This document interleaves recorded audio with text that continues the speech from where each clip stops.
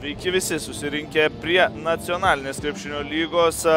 Šeštadienio vakarą, lietinga diena, galimybė namuose pabūti prieš Palangos komandą.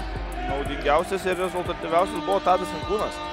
Čia į greitą puolimą leidžiasi dabar Ryto dublerių komandoje. Čia tikslus, na, 5 vietoje pagal naudingumą šiame sezone.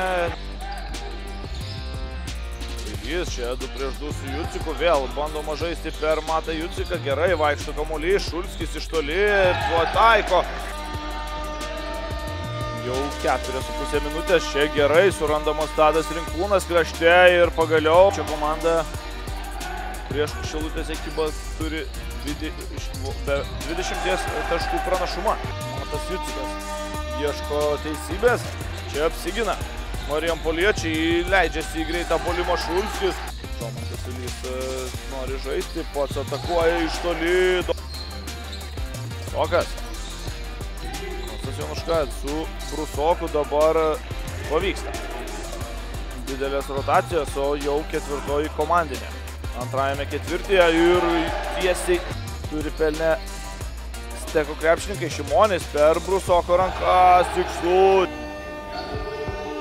Kūnas. Dar vieną progą Jonuška iš toli pataiko, dar vieną. Turės galimybę dabar Matulevičius kiek ir pabandyti. Įsilieti. Perdavimas Brusokui. Semaška, 2 prieš 2 su Brusoku. Daug erdvės. Palikta Pauliui Semaškai ir pataiko 4. ketvirtyje. Semaška, vėl labai daug erdvės turi Paulius Semaška. Pataiko su Kostu Jonuška.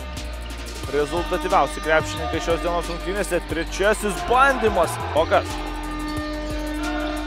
Kūnas iš toli gali lyginti rungtynių rezultatą. Tai geros gynybos. Ukmergės Steko komandai tos gynybos čia nėra. Valukonių užtvara. Čia labai toli numestas kamuolys. Labutis. 72-67. Tokiu rezultatu aikštės šeimininkai šiandieną švenčia pergalę.